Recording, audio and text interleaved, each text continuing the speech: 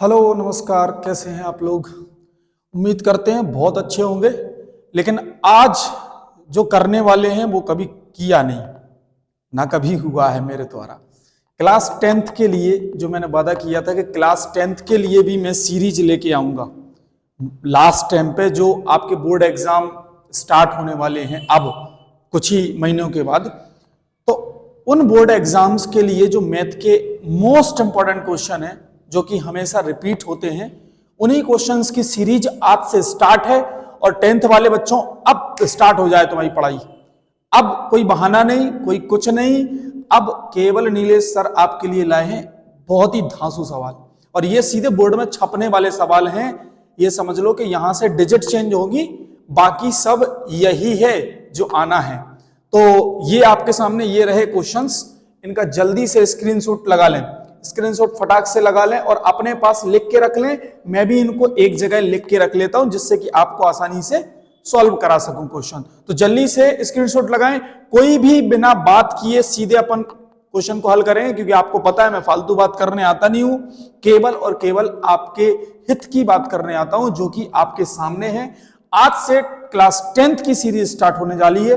इसके अलावा बेटा आपको कुछ नहीं पढ़ना है, जितना आपने पढ़ लिया साल भर पढ़ लिया, अब प्रैक्टिस की बारी है और आपकी प्रैक्टिस कराएंगे हम, ठीक है ना।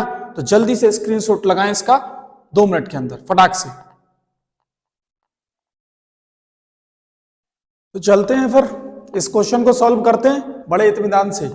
10th क्लास के लिए सबसे मोस्ट क्वेश्चन है, इस तरह का एक क्वेश्चन पेपर में आपको डेफिनेटली मिलने वाला है। तो पहला क्वेश्चन है, सिद्ध करो कि √2 एक अपरमेय संख्या है। सॉरी, अपरमेय संख्या है। ये हमें सिद्ध करना है कि ये एक अपरमेय संख्या है। यदि एक अपरमेय संख्या है तो इसका सॉल्यूशन बहुत सारे टीचरों ने अलग अलग तरीके से कराया होगा। मैं आपको एक सिंपल सा सॉल्यूशन बताता हूं जो कि बोर्ड में एप्लीकेबल है। कैसे?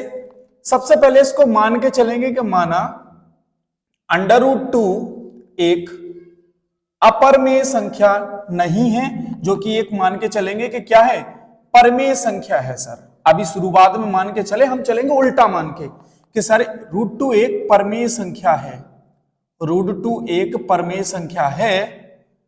अगर ये परमेय संख्या है तो मेरे भाई आप लोगों ने पढ़ा होगा कि परमेय संख्या की परिभाषा क्या होती है कि जो संख्या p/q के रूप में लिखी जाए या अंश बटे हर के रूप में लिखी जाए तो वो परमेय संख्या होती है। मतलब √2 जाहिर सी बात है कि p/q के बराबर होगी, होगी कि नहीं होगी, ऐसे है ना।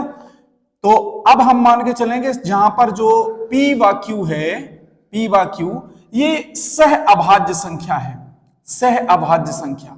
और सहभाज्य संख्या अपने आप में देखा जाए तो एक जोड़े में होती हैं जिनका HCF यानी कि मासा 1 होता है। कितना होता है? 1 होता है। थोड़ी देर के लिए मान लें कि ये सह अभाज्य संख्याएं हैं, और अगर ये हैं तो इनका दोनों तरफ हम कर देंगे वर्ग, यानी यहां लिखेंगे दोनों ओर वर्ग करने पर, या वर्ग दोनों ओर। समझ में आ रहा बेटा बात? अब दोनों ओर अगर इनका वर्ग करेंगे तो ये हो जाएगा √2 का square is equal to p/q का स्क्वायर, ऐसे है ना।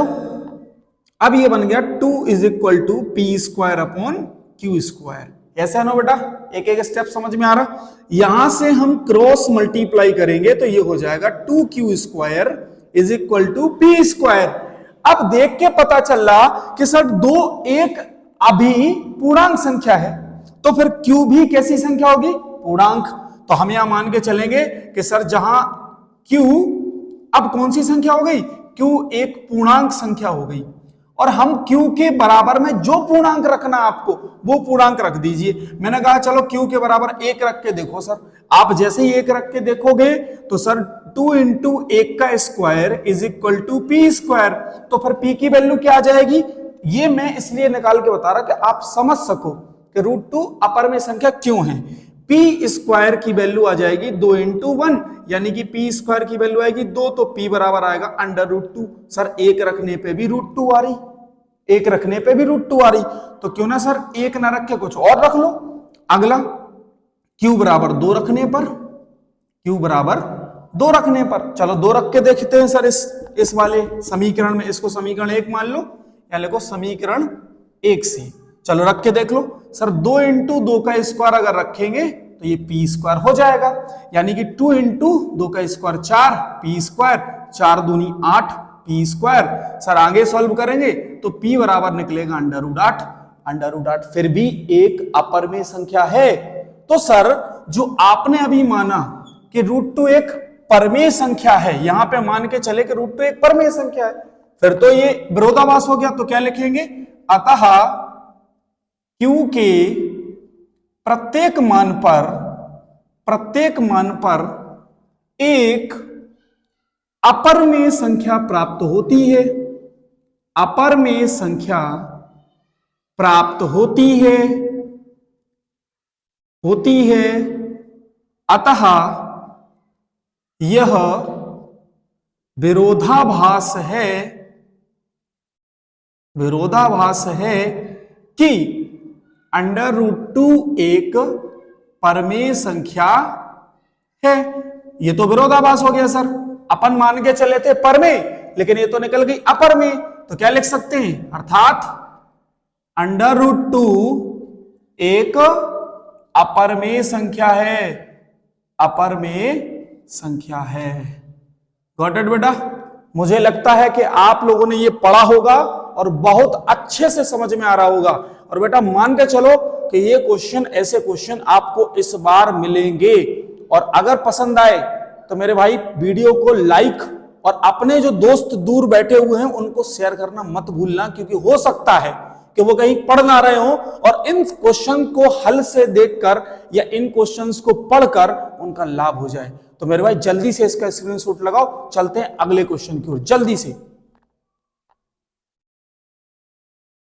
चलते हैं बेटा नेक्स्ट क्वेश्चन की ओर। ये भी बहुत अच्छा कंसेप्ट है जो कि आपके सर लोगों ने पढ़ाया होगा और शायद मुझसे भी जो बच्चे पढ़ते हैं, मैंने भी ये कॉन्सेप्ट बहुत अच्छे से पढ़ाया। जरा इसको देखो ध्यान से। ये कॉन्सेप्ट क्या है, क्या कह रहा है सर, दो संख्याओं का HCF 27 है, LCM 162 है, एक संख्या 54 है, तो दूसरी संख्या ज्ञात करो। बहुत अच्छे से पढ़ा होगा सर। सॉल्यूशन में हम क्या लिखेंगे, हम जानते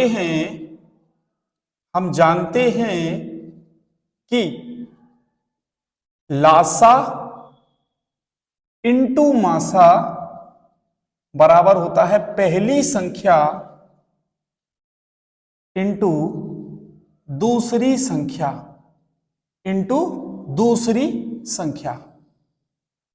बात समझ में आ रही बेटा? कोई दिक्कत है? तो ये कॉन्सेप्ट लगाएंगे, ये सूत्र लगाएंगे इसमें। इसको थोड़ी इंग्लिश में भी लिखते हैं, LCM into HCF is equal to first number into second number.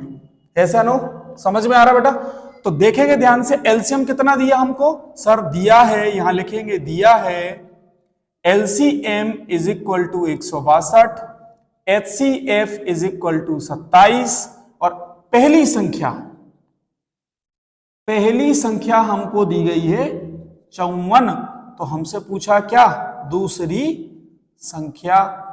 अब दूसरी संख्या पूछी है तो क्या करेंगे, ये सूत्र लगाएंगे।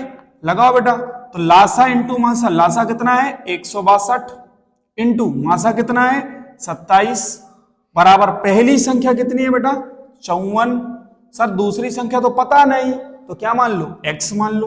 अब काटा पीटी आपके हाथ में, आप मेरे को देखना चाहते हो तो देखो, 27 दूनी 54, 2 से काटोगे तो 2 अट्ठे 16, 2 एकम 2, यानी दूसरी संख्या कितनी निकल के आई बेटा 81। ऐसे सॉल्व करना है मेरे भाई। समझ में आ रहा है या नहीं आ रहा? अगर समझ में आ रहा तो कमेंट बॉक्स में सबको लिखना है और देखना है वीडियो को पूरा, और देखकर बताना है कि ये आपको कैसी लगी वीडियो और इससे आपको कितना लाभ हुआ। जरूर कमेंट करके बताना है, ठीक है? तो इसको जल्दी से नोट करो, स्क्रीनशॉट लगाओ। अगले क्वेश्चन की ओर चलते हैं बेटा। चलते हैं बेटा नेक्स्ट क्वेश्चन की ओर, जो अपना तीसरा क्वेश्चन है। ये भी बहुत अच्छा कंसेप्ट है और थोड़ा सा दिमाग लगाना है इसमें। देखो अच्छे से पढ़ते हैं। यदि 24/36 का HCF D है, हमको नहीं पता कितना है, इसने कह दिया 24/36 का HCF D है, तो A व B इस प्रकार है कि ज्ञात करो D is equal to 24A plus 36B। अब हमको जो जो पता लग सकता है हम वो रखेंगे और A और B के संभावित मान निकालेंगे। बहुत सारे मान निकल सकते हैं लेकिन एक मान निकालेंगे, ठीक है। तो लिखेंगे सॉल्यूशन में क्या बेटा, आराम से समझेंगे। सर अभी क्वेश्चन कह रहा है कि 24 और 36 का एचसीएफ कितना है, डी है, तो हमको तो नहीं पता कितना है, हम डी की वैल्यू निकालेंगे। तो लिखेंगे दिया है 24 व 36 का मासा कितना दिया बेटा, डी। तो पहले इसका मासा निकाल लो, आप लोगों को मासा निकालना आता होगा, आता है कि नहीं, निकालें। 24 का भाग लगाओ 36 से, यानी भाग विधि से निकालेंगे तो 24 से कम 24, कितना बचा बेटा, 2 और 1।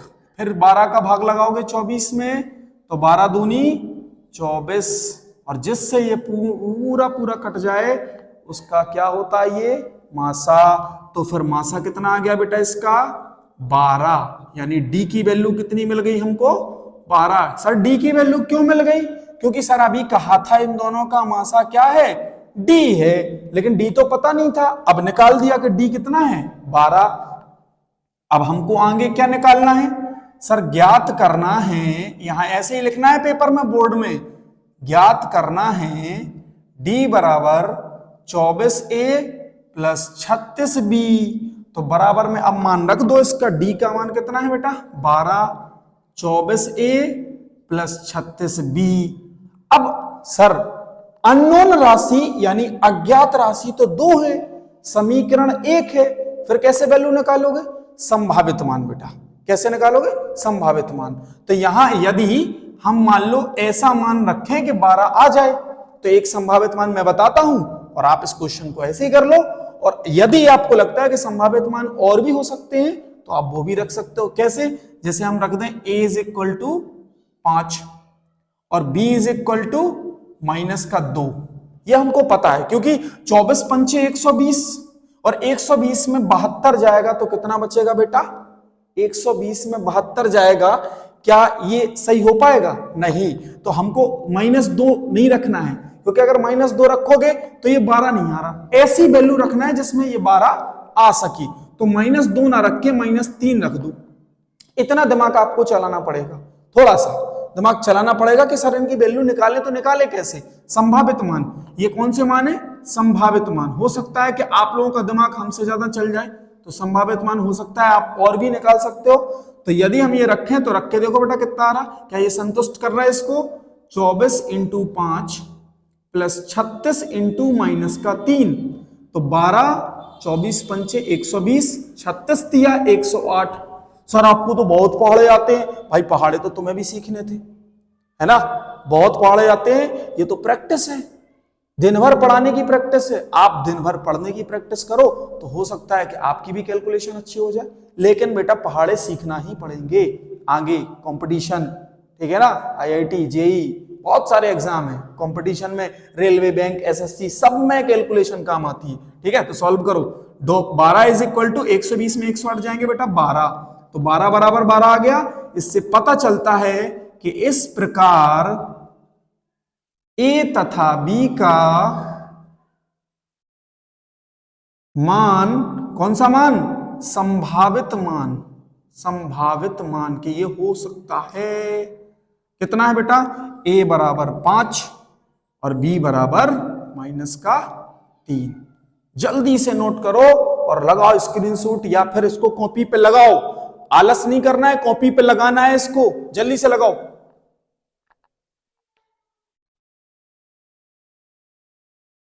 चलो बेटा नेक्स्ट क्वेश्चन की ओर चलते हैं, बहुत ही मस्त क्वेश्चन और पेपर में आने के लिए बिल्कुल इंपॉर्टेंट है। क्वेश्चन है के किस मान के लिए बहुपद 2x² + x + k का एक शून्यक 3 है। सबसे पहले तो शून्यक समझो क्या है, शून्यक मतलब होता है x की वैल्यू, क्या होता है, x की वैल्यू। अब हमको पता है कि सर x की वैल्यू 3 दी गई है, तो क्यों ना इसको सॉल्यूशन में ऐसे सॉल्व किया जाए कि सर माना इसको हम एक फलन के रूप में मान लें, क्योंकि अभी आप जब 11th यानी बड़ी कक्षा में आओगे ना, तब आपको पता चलेगा कि फलन ये भी है। इसको फलन क्यों बोला, क्योंकि फलन है बेटा, समीकरण प्रत्येक अपने आप में रूप में फलन है। तो 2x² + x + k, हमको x बराबर कितना दिया है बेटा, 3, शून्यक, क्या लिखेंगे, दिया है शून्यक दिया है, शून्यक x बराबर 3, यानी सर कहीं ना कहीं हमको x की वैल्यू कितनी रखना है इसमें 3, तो इसको बनाओ समीकरण 1 और यहां लिखेंगे समीकरण 1 में x बराबर 3 रखने पर जैसे ही आप 3 रखोगे तो f3 बराबर 2 इंटू 3 का स्क्वायर प्लस 3 प्लस k। अब सर k की वैल्यू कैसे निकालोगे, क्योंकि फलन अपने आप में समीकरण को प्रोत्साहित करता है, इसलिए f3 की वैल्यू कितनी हो जाएगी बेटा 0, क्योंकि समीकरण किसके बराबर होता है 0 के बराबर। तो जैसे ही इसको रखोगे 0 बराबर 3 का स्क्वायर 9, 9 दूनी 18 प्लस 3 प्लस k। तो थोड़ा सा और अच्छे से पलटा के लिख लो इसको, 18 प्लस 3 प्लस k बराबर 0।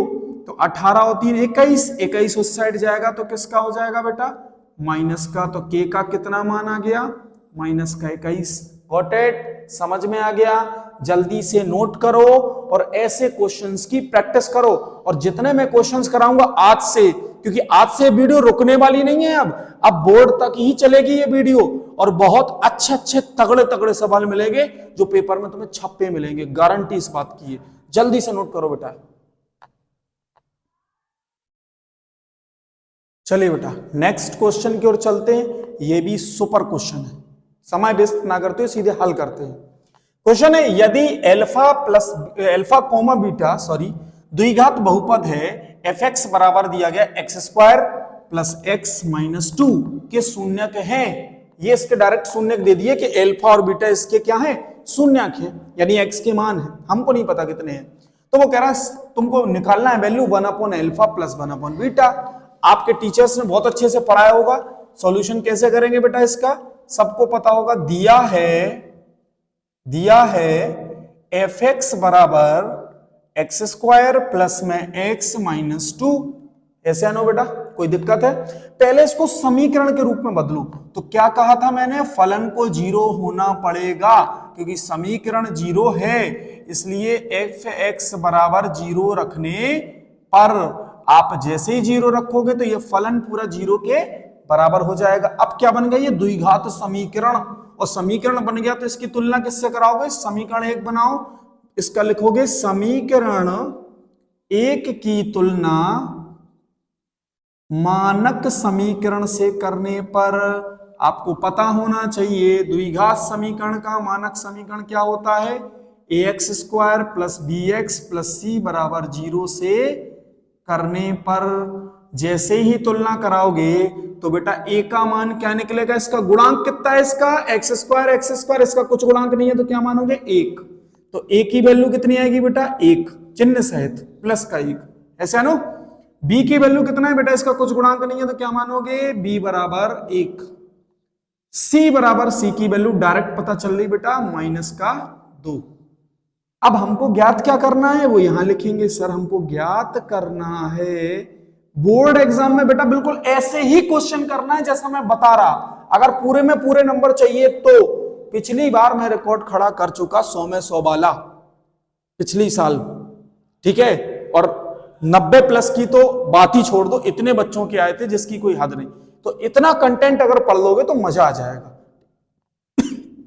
ठीक है बेटा, देखो ज्ञात करना है 1/अल्फा प्लस 1/बीटा, इसका मान ज्ञात करना है। थोड़ा एलसीएम लो बेटा, तो अल्फा प्लस बीटा, क्लियर है। यहां क्या आएगा, अल्फा से अल्फा अल्फा इंटू बीटा, इसका एलसीएम आएगा, ठीक है। अल्फा से अल्फा कट गया तो बीटा यहां पे गुणा होगा, तो बीटा का बीटा में भाग दिया तो बचा क्या अल्फा। अब सर हमको पता है, थोड़ा सा यहां देखो, हम जानते हैं कि मूलों का योगफल, क्योंकि मूल इसमें क्या है बेटा अल्फा और बीटा, तो मूलों का योगफल कितना होता है, अल्फा प्लस बीटा बराबर माइनस का b/a, यानी alpha plus beta minus b की वैल्यू कितनी है -1 अपॉन a की वैल्यू कितनी है 1, तो अल्फा प्लस बीटा की वैल्यू कितनी निकल के आई -1। सर हमको पता है मूलों का गुणनफल, तो मूलों का गुणनफल मूलों का गुणनफल मतलब आपके सर ने पढ़ाया है, हमने पढ़ाया है, अल्फा इंटू बीटा बराबर सी अपॉन ए। तो अल्फा इंटू बीटा की वैल्यू कितनी निकली, सी की वैल्यू कितनी है -2 और ए की वैल्यू कितनी है 1। तो यहाँ पे अल्फा इंटू बीटा की वैल्यू कितनी आ गई बेटा -2। और ये दोनों वैल्यू उठा के जो हमको ज्ञात करना है इसमें रख दो। अल्फा प्लस बीटा की वैल्यू कितनी है बेटा -1 अपॉन अल्फा इंटू बीटा की वैल्यू कितनी है -2। तो माइनस से माइनस कैंसल, 1/2 इसका क्या है बेटा आंसर। गॉट इट, क्लियर है बेटा। इसको नोट कर लो, फटाक से इसको सॉल्व करो और प्रैक्टिस करो जल्दी से। चलिए बेटा नेक्स्ट क्वेश्चन की ओर चलते हैं। बहुत ही इजी क्वेश्चन है और ये पेपर के लिए इंपॉर्टेंट भी है। बेटा पेपर कठिन नहीं आता है, पेपर सरल ही आता है। यदि आपने साल भर पढ़ा है अच्छे से तो आप पूरे पेपर को सॉल्व कर पाओगे, यकीन मानो मेरी बात का। 10 भी कोई टफ नहीं है, हाँ लेकिन जो बच्चे पढ़ रहे उनके लिए तो टफ ही है। लेकिन जो बच्चे अच्छे से पढ़ के आए होंगे, जिन्होंने अच्छी मेहनत की होगी, उनके लिए भी बेटा लगता होगा कि जल्दी से जल्दी 10th निकले, हम 11th में आए, सब कुछ बेस्ट हो जाएगा, बस आप मेहनत करो। देखो इस सवाल को, यदि मूलों का योग 5 है, मूलों का गुणनफल 6 है, तो सर द्विघात समीकरण बताओ। बेटा एक सूत्र पता होना चाहिए, आपको पता होना चाहिए। तो सॉल्यूशन में क्या लिखेंगे बेटा, हम जानते हैं कि द्विघात समीकरण के लिए सूत्र क्या होता है बेटा, x² माइनस मूलों का योगफल इंटू x प्लस मूलों का गुणनफल इज इक्वल टू 0। क्योंकि ये क्या है द्विघात समीकरण, इसीलिए हमने 0 लिखा है। तो x² हमको कितना दिया बेटा, मूलों का योग 5 और इंटू में x प्लस मूलों का गुणनफल कितना है 6 बराबर 0। अच्छे से सॉल्व करोगे तो x² माइनस 5x प्लस 6 बराबर 0, यही आपका आंसर है। इसको ऐसे ही बंद करना है बेटा डिब्बा में, ऐसे ही लिखना है पेपर में, ठीक है। जल्दी से नोट करो बेटा। चलिए बेटा चलते हैं नेक्स्ट और लास्ट क्वेश्चन की ओर। कल से अपन लोग और अच्छे अच्छे क्वेश्चन लगाएंगे जो बोर्ड में आने के लिए इंपॉर्टेंट है। लास्ट क्वेश्चन है, यह समीकरण दिया गया बेटा 3x minus 5y is equal to -1, यानी कि 3x माइनस 5y बराबर -1। दूसरा समीकरण है x माइनस y बराबर 1। दोनों को सॉल्व करके x y का मान निकालना है। तो आप लोगों ने समीकरण को सॉल्व करने की विधियां पढ़ी होंगी। पहली है विलोपन विधि, दूसरी आपने पढ़ी होगी प्रतिस्थापन विधि, ठीक है। मैं इंग्लिश में भी बताने दे रहा, इसको बोलते एलिमिनेशन मेथड। क्या बोलते बेटा, एलिमिनेशन मेथड। और इसको बोलते हैं सब्स्टिट्यूशनल मेथड या सब्स्टिट्यूट मेथड, जो भी आप बोल सको, ठीक है ना बेटा। तो तीसरी एक और विधि होती थी जो हम लोगों ने भी पढ़ी और आपको भी पढ़ना पड़ेगा, लेकिन अब सिलेबस से हटा दिया गया बेटा। इसको बोलते हैं वज्र गुणनखंड विधि। ये अब बोर्ड में नहीं आती है, ठीक है। इंग्लिश में इसको बोलते हैं क्रॉस मल्टीप्लिकेशन मेथड।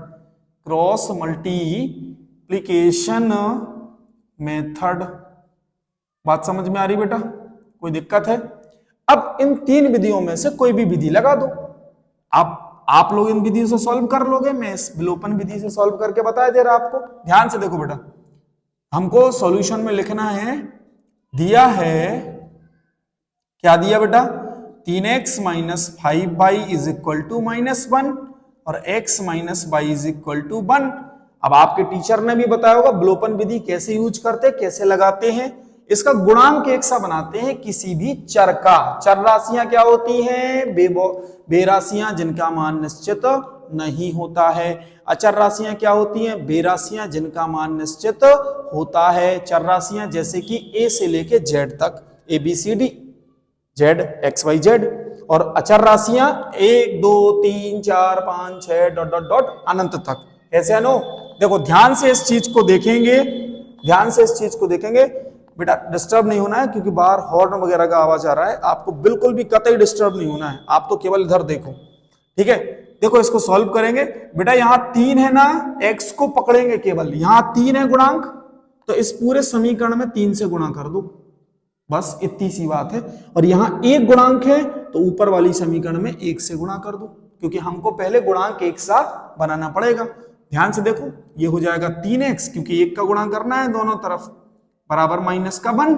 अब यहां पर हम लिख भी देंगे समीकरण 1 में 3 से व समीकरण 2 में 1 से, सॉरी समीकरण 1 में 1 से व समीकरण 2 में 3 से गुणा करने पर, 3 से गुणा करने पर, बात समझ में आ रही बेटा? तो ये हो जाएगा 3x माइनस का 3y इज इक्वल टू 1, यानी हमने इधर 3 का गुणा कर दिया। अब इसको सॉल्व कर दो। सॉल्व करेंगे तो देखो, जब घटाएंगे तो चिन्ह बदलेंगे, घटाओ माइनस, अब ये घटाएंगे तो माइनस का तो किसका हो गया, प्लस का, यहाँ प्लस का तो काय का हो गया, माइनस का, प्लस माइनस कट गए, क्योंकि आपको पता होना चाहिए प्लस माइनस कट जाते हैं। माइनस के 5 में प्लस के 3 चले गए, तो माइनस का 2y बचा सर। अब माइनस माइनस प्लस हो गया तो जुड़ जाएंगे, तो कितना हो जाएगा 2, माइनस से माइनस कैंसल, y बराबर 2/2, यानी 2 1 कम 2, तो y का मान कितना है बेटा 1। अब जो y का मान है ये किसी भी समीकरण में रख दो, तो y का मान समीकरण 1 में रखने पर, एक क्या है सर, किसी भी समीकरण में रख दे, हमने 1 में रखा, आप किसी भी समीकरण में रख दो, 3x minus 5y is equal to -1, ये क्या है, समीकरण 1 है, तो इसमें y का मान रख दो, y बराबर 1 रखने पर, जैसे ही आप 1 रखोगे तो चेक करते हैं, 3x माइनस 5 इंटू 1 बराबर -1, तो 3x, इस -5 का 1 में गुणा करोगे -5 आएगा, 3x बराबर -1, 5 उधर जाएगा तो प्लस का 5, थोड़ा आगे सॉल्व करेंगे, 3x माइनस प्लस के 5 में से माइनस का 1 जाएगा तो कितना बचेगा 4, तो x का मान कितना आ गया बेटा 4/3। ये आपका सॉल्यूशन हो चुका है, x का मान आ गया, y का मान आ गया। Got it? उम्मीद करते हैं बेटा कि ये क्वेश्चंस के सॉल्यूशन आपको बहुत पसंद आए होंगे, आप स्क्रीनशॉट भी लगा सकते हैं इसका, और ये सीरीज अब रुकेगी नहीं बेटा, आराम से आप सॉल्यूशन करो, इन क्वेश्चंस को लगाओ, अनसॉल्व्ड पेपर लगाओ। कुछ ऐसी उम्मीद लगती है कि आगे जाके हम अनसॉल्व्ड पेपर भी आपको सॉल्व कराएंगे, उन्हीं के क्वेश्चन सॉल्व कराएंगे, तो आप इधर विधान से वीडियो देखो। और बेटा जितनी भी ये वीडियो डाल रहे हैं सबको शेयर करना है, सबको, जो भी आपके दोस्त यार हैं सबको शेयर करना है, और पसंद आए बेटा तो प्लीज लाइक और शेयर जरूर करें, और कमेंट में लिखें कि नीलेश सर आप कैसा पढ़ा रहे हैं, अच्छा पढ़ा रहे हैं तो अच्छा लिखें, बुरा पढ़ा रहे हैं तो आप बुरा लिखें, अपने विचार लिखें, ठीक है ना? तो आज के लिए इतना ही, शेष कल, ठीक है बेटा, चलते हैं, नमस्कार।